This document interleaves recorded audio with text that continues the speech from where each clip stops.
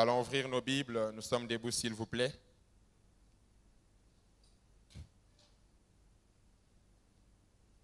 Exode chapitre 33, le verset 7 au verset 23. Exode chapitre 33, le verset 7 au verset 23. Nous allons lire ensemble avec ceux qui ont bien sûr leur Bible. 1, 2, 3. Moïse prit la tente et la dressa hors du camp. À quelque distance, il appela tente d'assignation. Et tous ceux qui consultaient l'Éternel allaient vers la tente d'assignation qui était hors du camp. Lorsque Moïse se rendait à la tente, tout le peuple s'élevait. Chacun se tenait à l'entrée de sa tente et suivait des yeux Moïse, jusqu'à ce qu'il fût entré dans la tente. Et lorsque Moïse était entré dans la tente, la colonne de nuée descendait et s'arrêtait à l'entrée de la tente. Et l'Éternel parlait avec Moïse. Tout le peuple voyait la colonne de nuée qui s'arrêtait à l'entrée de la tente. Tout le peuple s'élevait et se prosternait à l'entrée de sa tente. L'Éternel parlait avec Moïse face à face, comme un homme parle à son ami. Puis Moïse retournait au camp, mais son jeune serviteur Josué, fils de Nun, ne sortait pas du milieu de la tente.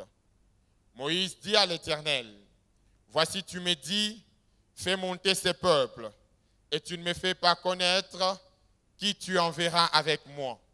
Cependant, tu as dit, je te connais par ton nom, et tu as trouvé grâce à mes yeux.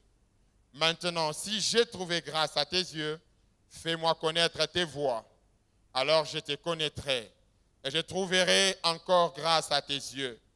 Considère que cette nation est ton peuple. » L'Éternel répondit, « Je marcherai moi-même avec toi, et je te donnerai du repos. » Moïse lui dit, « Si tu ne marches pas toi-même avec nous, ne nous fais point partir d'ici.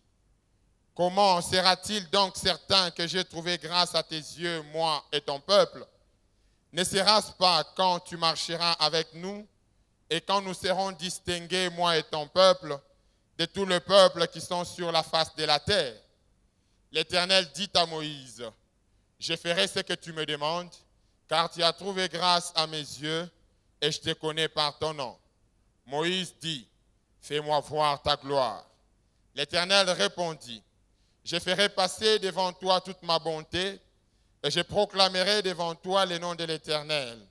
Je fais grâce à qui je fais grâce et miséricorde à qui je fais miséricorde. » L'Éternel dit, « Tu ne pourras pas voir ma face, car l'homme ne peut me voir et vivre. » L'Éternel dit, « Voici un lieu près de moi. Tu te tiendras sur le rocher. Quand ma gloire passera, je te mettrai dans un creux du rocher et je te couvrirai de ma main jusqu'à ce que j'aille passer. Et lorsque je retournerai ma main, tu me verras par derrière, mais ma face ne pourra pas être vue. » Acclamons la parole du Seigneur.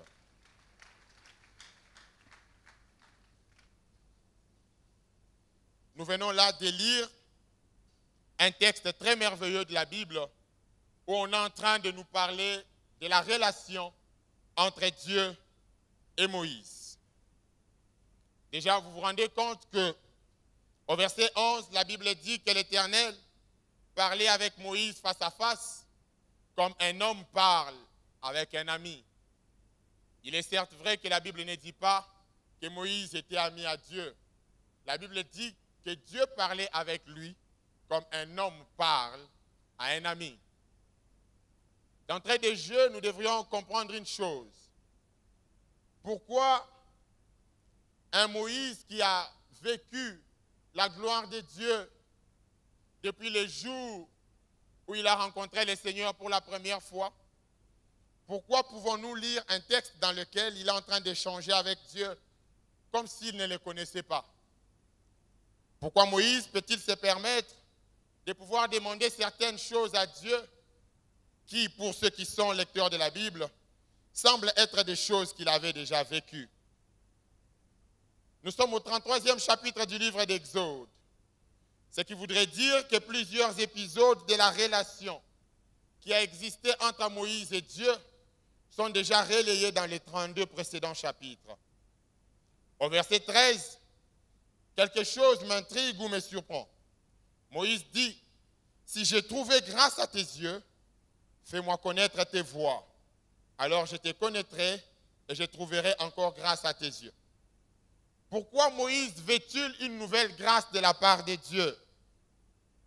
Pourquoi Moïse demande-t-il à Dieu de lui faire voir sa grâce ou de lui faire trouver sa grâce? Si déjà vous et moi, nous allons nous souvenir qu'à sa naissance, Moïse est né dans un contexte selon lequel tous les fils des Hébreux devaient normalement être tués. Mais la Bible est en train de nous renseigner que sa mère va le mettre dans un panier et aller les cacher. Bien sûr, je ne sais moi sur une rivière ou sur un fleuve, mais c'était au-dessus des eaux. Et cependant que la fille du Pharaon vient pour se baigner, elle va se rendre compte qu'il y a un panier qui flottait dessus les eaux. Elle demande à ce qu'on regarde dans ce panier, et elle se rend compte que c'était un bébé. Elle se dit certainement ça doit être un fils des Hébreux. Et elle choisit de pouvoir récupérer cet enfant et de pouvoir l'élever. Elle choisit de pouvoir trouver une nourrice qui devait nourrir cet enfant. Il s'est fait qu'à côté, il y avait la sœur de Moïse qui va proposer à cette dame d'aller chercher ou d'aller trouver pour elle une nourrice, et elle ira prendre que la mère de Moïse elle-même. Mais c'est déjà une grâce de la part de Dieu.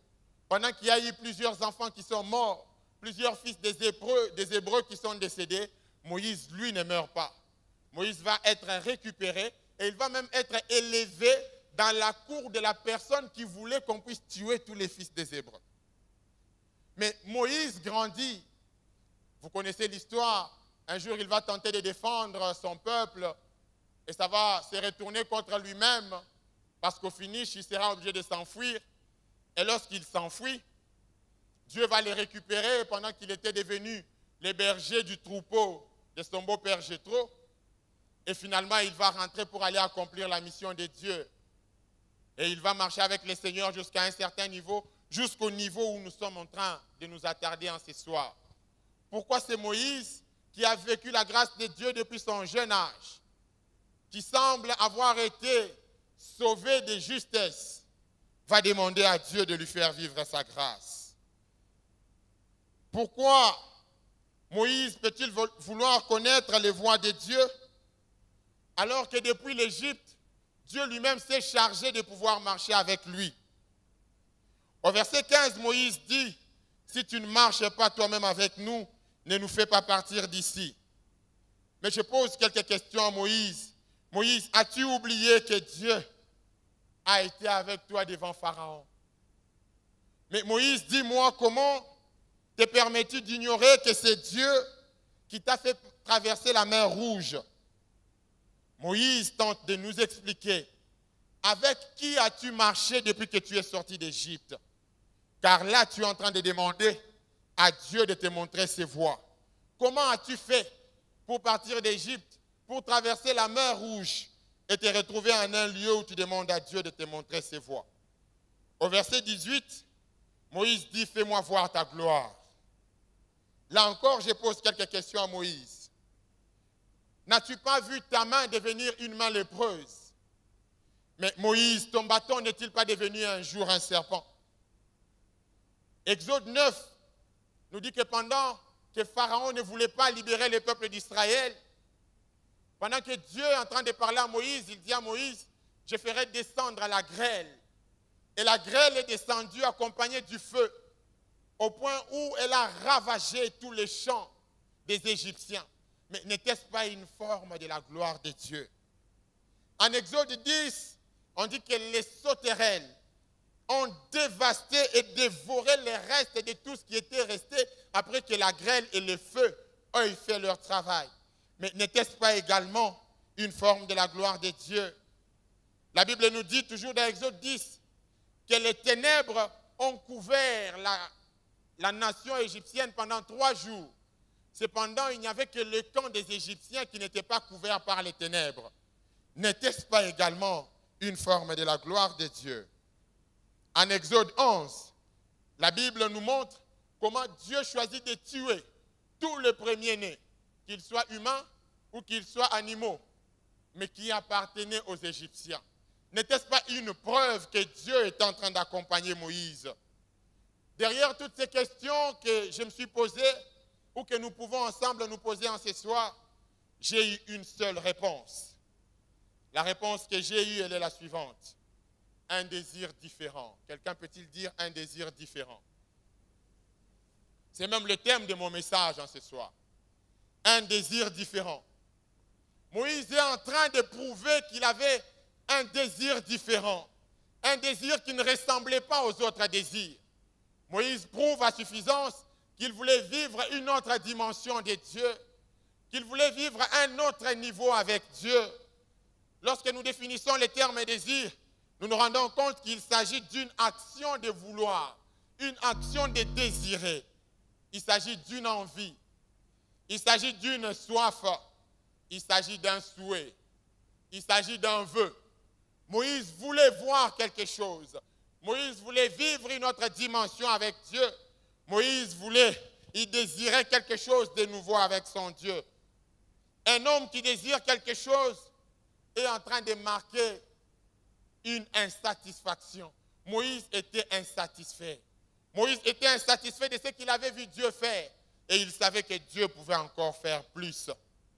En cette année 2017, cette année qui est en train de tendre à sa fin, quelqu'un a certainement vu Dieu travailler avec lui, agir dans sa vie depuis le mois de janvier, au mois de février, au mois de mars, jusqu'au mois de novembre, et même en ce mois de décembre parce qu'il n'est pas encore terminé. Mais j'aimerais dire à quelqu'un ce soir, tu dois encore désirer plus de Dieu. Désirer une dimension différente de tout ce que tu as déjà vécu. Ne sois pas satisfait de ce que Dieu t'a déjà fait voir, car ce qui reste à voir est très glorieux. Exode chapitre 33, le verset 11 dit que Dieu est en train de parler à Moïse face à face. Je l'ai évoqué tout à l'heure. La Bible conclut en disant qu'il parlait à Moïse comme un homme parle à un ami. Par analogie, nous pouvons déduire que Moïse était ami à Dieu, même si la Bible ne le dit pas. Mais qui est un ami de Dieu? Parce que nous devons l'apprendre. La Bible répond dans Psaume chapitre 25, le verset 14. La Bible dit que l'amitié de l'Éternel est pour ceux qui le craignent. L'amitié de l'Éternel appartient à ceux qui craignent Dieu. L'amitié de l'Éternel appartient à ceux qui savent que Dieu est leur Père et leur Créateur et qu'ils sont obligés d'accomplir la volonté de Dieu. Jésus-Christ est en train de l'amplifier. Lorsque vous lisez Jean chapitre 15, le verset 14 au verset 15, Jésus-Christ dit ceci. Il dit, vous êtes mes amis si vous faites ce que je vous commande. Il dit, je ne vous appelle plus serviteur parce que le serviteur ne connaît pas tout ce que son maître fait. Or, moi, je vous ai montré tout ce qui est de mon Père. Je vous ai montré ce que je fais. Ainsi, vous êtes mes amis. Jésus-Christ nous appelle ses amis, mais à une seule condition, que nous puissions faire ce qu'il nous commande, que nous puissions accomplir sa volonté. Et de la même manière qu'il nous exige d'accomplir sa volonté, ces jours-là, pendant que Dieu était en train de parler avec Moïse, c'est parce que Dieu avait communiqué à Moïse certaines choses que Moïse devait devoir réaliser selon le plan de Dieu. Ainsi, la Bible peut comparer la relation qu'il y avait entre Dieu et Moïse à une relation qu'il y a entre un homme et son ami. Dans Exode chapitre 3, le verset 15, la Bible dit que Moïse refuse de faire un seul nouveau pas si Dieu n'avait pas choisi de marcher avec eux. Moïse veut marcher avec Dieu. Mais j'ai posé des questions en introduisant ce message. Avec qui Moïse avait-il marché au début? Et c'est une question que je veux même te poser en cet après-midi. Avec qui es-tu en train de marcher? Depuis que tu as commencé ta marche avec Dieu, avec qui continues-tu à marcher? Est-ce que tu es sûr que tu continues à marcher avec Dieu ou tu as cessé de marcher avec lui? Moïse il ne s'était pas habitué à la marche avec Dieu. Moïse avait fait de la marche avec Dieu une marche quotidienne, une marche qui devait être renouvelée, une marche dans laquelle il avait besoin de vivre une nouvelle dimension au quotidien. Pourquoi? Parce que dans la marche avec Dieu, les choses ne sont pas les mêmes. Dans la marche avec Dieu, chaque jour a ses défis. Dans la marche avec Dieu, chaque jour a ses facettes. Ainsi, tu dois renouveler ta marche avec le Seigneur. Tu dois désirer une nouvelle marche avec le Seigneur. Vous allez vous souvenir de l'histoire de Marie et Joseph, les parents de Jésus. Un jour, ils sont sortis avec Jésus. Et la Bible est en train de nous dire que pendant qu'ils ont fait leur marche, ils ont oublié Jésus quelque part. Ils l'ont oublié certainement au temple. Et ils étaient sur le chemin de retour pendant qu'ils étaient en train de rentrer. La Bible ne nous dit pas combien de kilomètres ils ont fait. La Bible ne nous dit pas quelle marche ils avaient déjà effectuée. Mais la Bible nous dit simplement qu'à un certain moment, ils s'étaient rendus compte qu'ils n'étaient plus avec Jésus. Ils se sont rendus compte qu'ils n'étaient plus avec Jésus. J'aimerais l'illustrer en invitant une sœur de la chorale et deux frères de la chorale. Une sœur de la chorale et deux frères de la chorale. Comme ça, je vais illustrer cette marche de Joseph et Marie.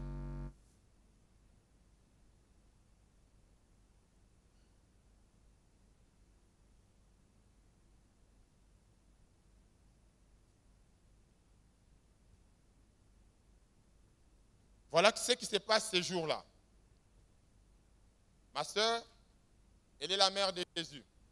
C'est elle Marie. Le frère, il est Joseph. Et le bien-aimé, c'est Jésus lui-même. Et moi, je suis un compagnon. Je les accompagne tout simplement. Qu'est-ce qui se fait? Ils étaient ensemble avec Jésus, leur fils. Et pendant qu'ils sont avec lui, ils sont au temple.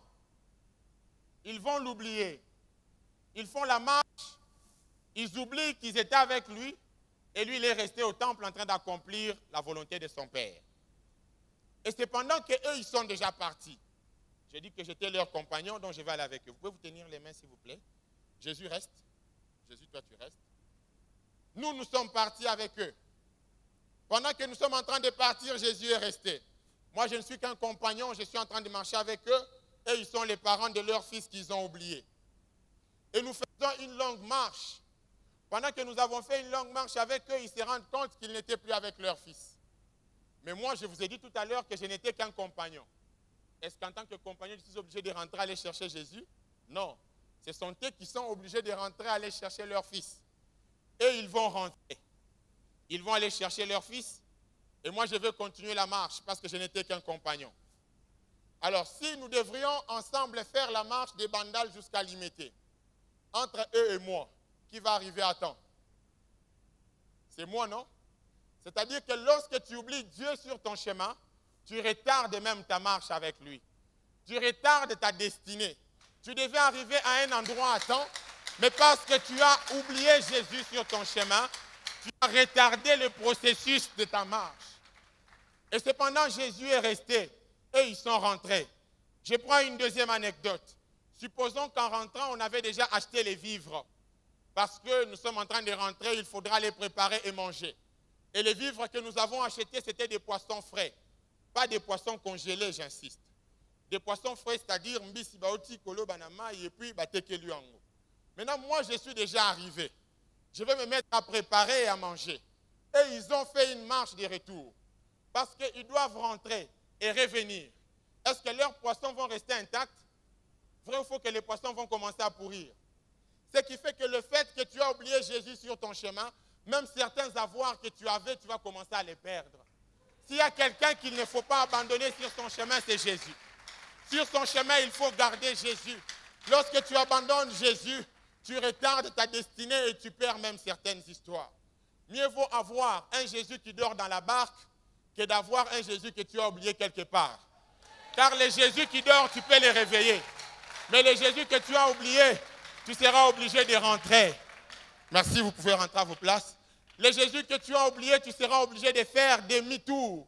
Mais les Jésus qui dort dans ta barque, lorsque tu auras peur, tu vas les réveiller et il va agir en ta faveur. Et il va agir en ta faveur. La troisième chose que nous voyons dans la marche de Moïse avec Dieu, c'est dans Exode chapitre 33, le verset 18. Moïse dit à Dieu, fais-moi voir ta gloire. J'aime beaucoup cette partie de la Bible parce que vous vous rappelez de ce que j'ai dit à l'introduction. Moïse a vécu beaucoup d'histoires avec Dieu. Moïse a vécu plusieurs démonstrations de la gloire de Dieu. Mais au finish, Moïse demande à Dieu de lui faire voir sa gloire. L'Éternel répond à Moïse en disant, je ferai passer devant toi toute ma bonté. Quelqu'un va certainement se poser la question de savoir quel lien y a-t-il entre désirer la gloire de Dieu et la bonté de Dieu. J'aimerais répondre en disant ceci. Dieu offre sa bonté à tout le monde. Dieu offre sa bonté même aux athées, même aux gens qui ne croient pas en lui. Dieu leur offre sa bonté. Pourquoi?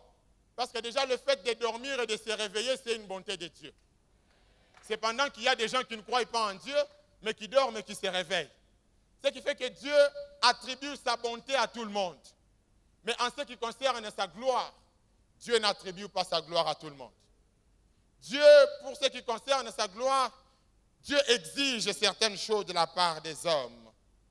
Vous allez vous souvenir de Lamentations, chapitre 3, le verset 22 au verset 23, où la Bible est en train de dire que Dieu renouvelle ses bontés au quotidien et ses compassions ne sont point épuisées. La Bible n'est pas en train de spécifier que Dieu renouvelle ses bontés en faveur de telle ou telle autre personne. Non, la Bible dit tout simplement que Dieu renouvelle ses bontés. Donc Dieu peut faire du bien à tout le monde. Mais l'Éternel ne se limite pas à dire à Moïse qu'il fera passer sa bonté au-devant de lui. Il dit aussi ceci, il ajoute certains aspects. Exode chapitre 33, le verset 20. Dieu dit, tu ne pourras pas voir ma face, car l'homme ne peut me voir et vivre. Et Dieu ajoute au verset 21, voici un lieu près de moi.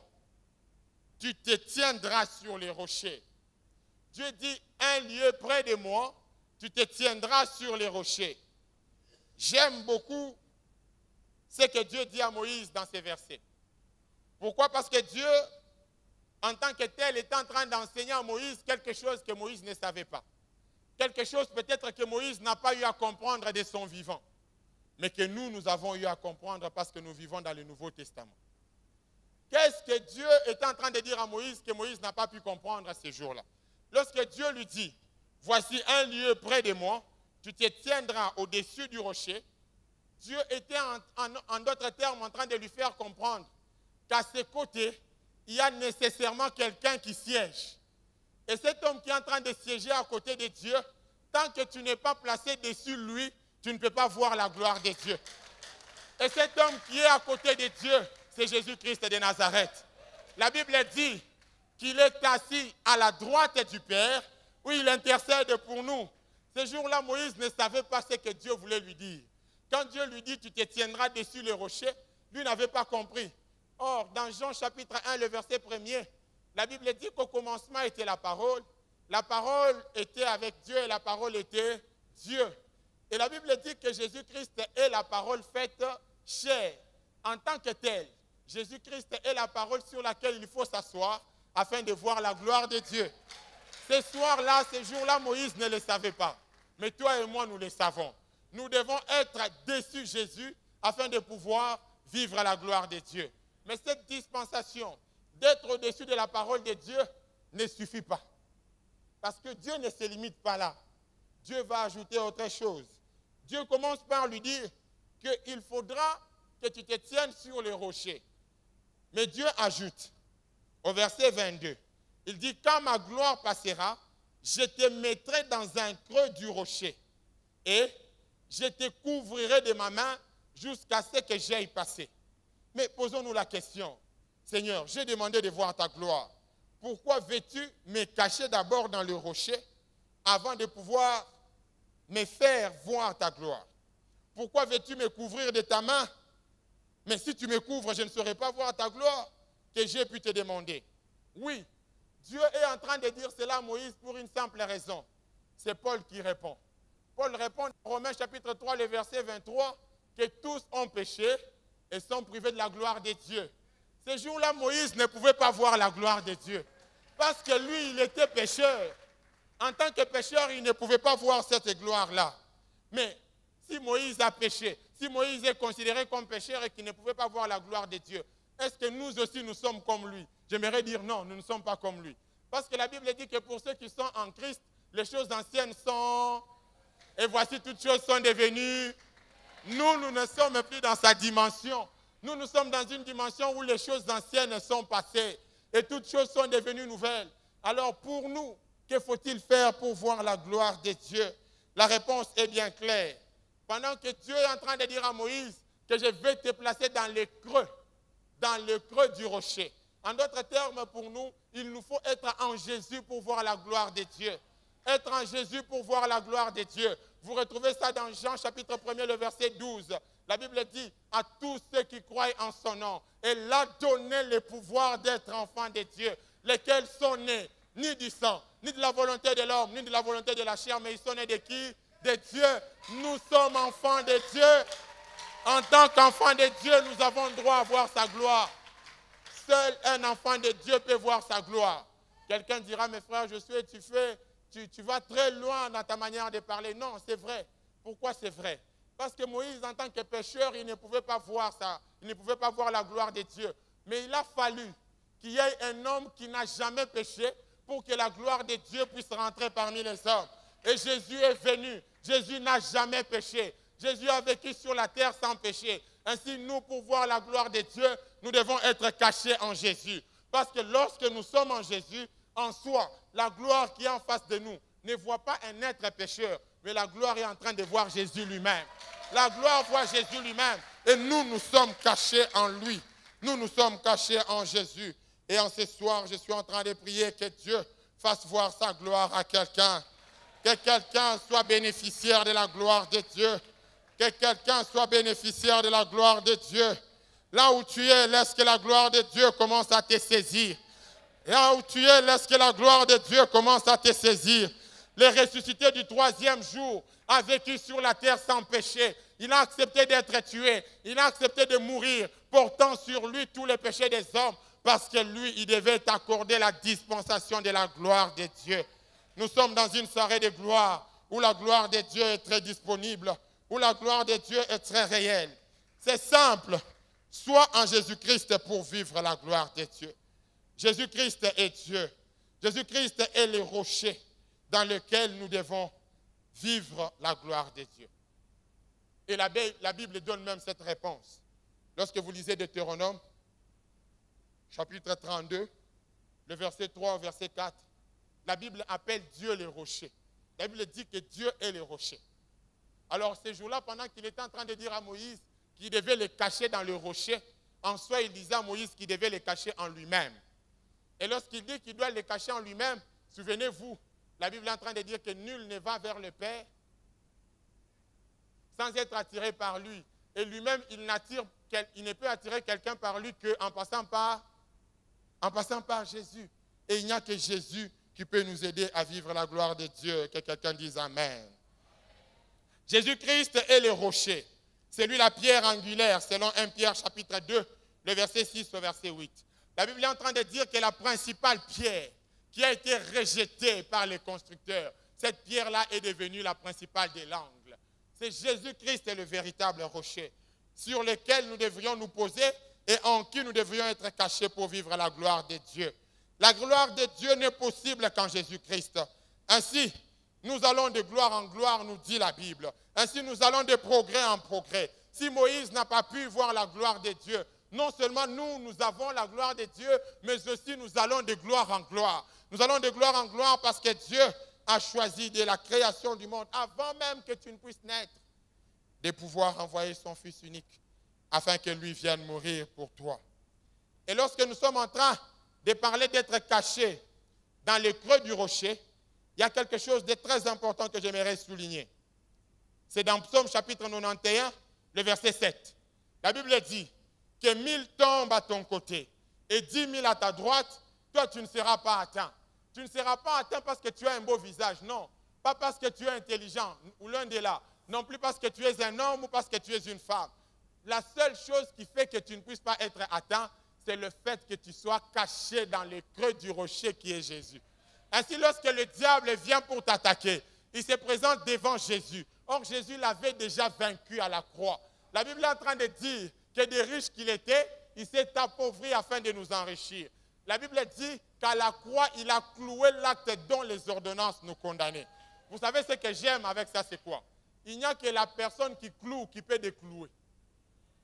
Jésus-Christ a été cloué et avant qu'on puisse le déclouer pour aller l'enterrer, on est parti demander la permission aux gens qui l'avaient cloué. Est-ce que vous pouvez nous donner le corps de cet homme afin qu'on aille l'enterrer? Ces gens-là ont autorisé, on a décloué Jésus pour aller l'enterrer. Mais cependant, qu'on était en train de le clouer, lui aussi il était en train de clouer l'acte dont les ordonnances nous condamnaient. Parce que lui, il a cloué ça, il a laissé ça là-bas. Personne d'autre n'est pas allé de clouer cet acte-là parce que Jésus l'a déjà cloué.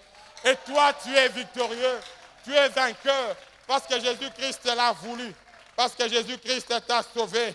La Bible dit dans Actes chapitre 2, le verset 4, qu'ils furent tous remplis du Saint-Esprit. Ce que j'aime avec le Saint-Esprit, c'est que le Saint-Esprit n'a peur de personne. Là où le Saint-Esprit est, il choisit de pouvoir remplir la personne qui est disponible. Et en ce soir, la personne qui est prête pour recevoir une dispensation de Dieu, le Saint-Esprit va te remplir. En ce soir, la personne qui est disposée pour pouvoir jouir d'une nouvelle dimension avec Dieu, le Saint-Esprit va t'amener à pouvoir la voir. Je vous ai dit tout à l'heure que Moïse avait un désir différent. Moïse avait un désir différent. Ne te limite pas à la dimension que tu as déjà vécue avec Dieu. Ne te limite pas à ces 2 chansons que tu as pu écrire dans la présence du Seigneur, pendant que les païens en ont écrit déjà des centaines. En ce soir, Dieu peut encore souffler sur toi l'esprit qui inspire des chansons. Ne te limite pas à réussir en 2e session à l'université. Ne te limite pas à réussir avec 50%. Désire encore plus de Dieu. En ce soir, Dieu peut te faire vivre une dimension supérieure. Là où tu es, tiens-toi debout. Tiens-toi debout et commence à prier. Il y a une dispensation différente en ce soir. Prouve à Dieu ta soif. Prouve à Dieu ta soif. Prouve à Dieu ta soif.